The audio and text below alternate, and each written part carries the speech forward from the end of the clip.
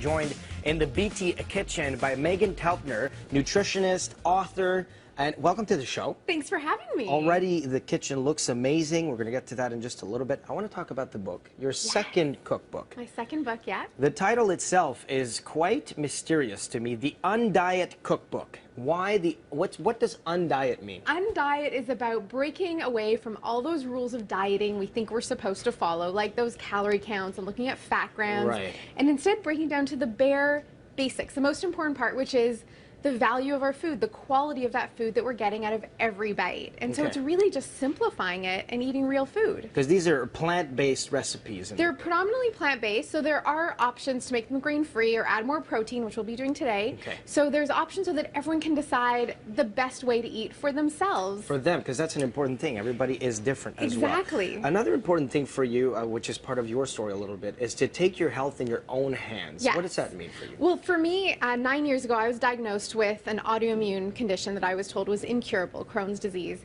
And when my doctors couldn't give me any long-term solutions, I decided to see what I could do. And so I took to the kitchen, along with making some lifestyle changes, and effectively healed myself. So I've been in remission or completely symptom-free since then. Wow. It's 9 years now.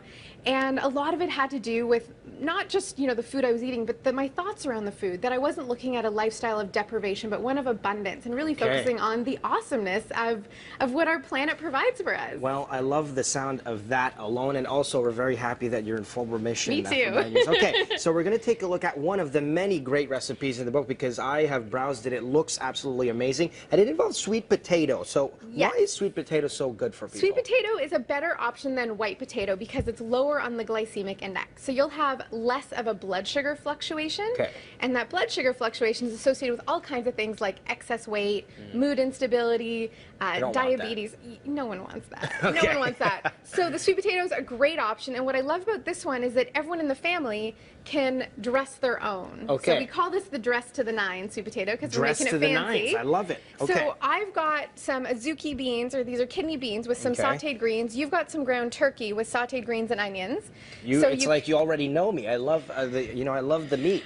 So we're just going to put some of this in our plate. Yeah, you're going to do a title. I was going to spill a whole trail of this stuff across the table. So what's great about this is that no matter who's in your family and what way they like to eat, everyone has an option. See, I'm even going to put a little bit more on the side here because, well, You're really loading up. And Yeah. what's also great about this is with kids, when they get involved in creating their meal, yes.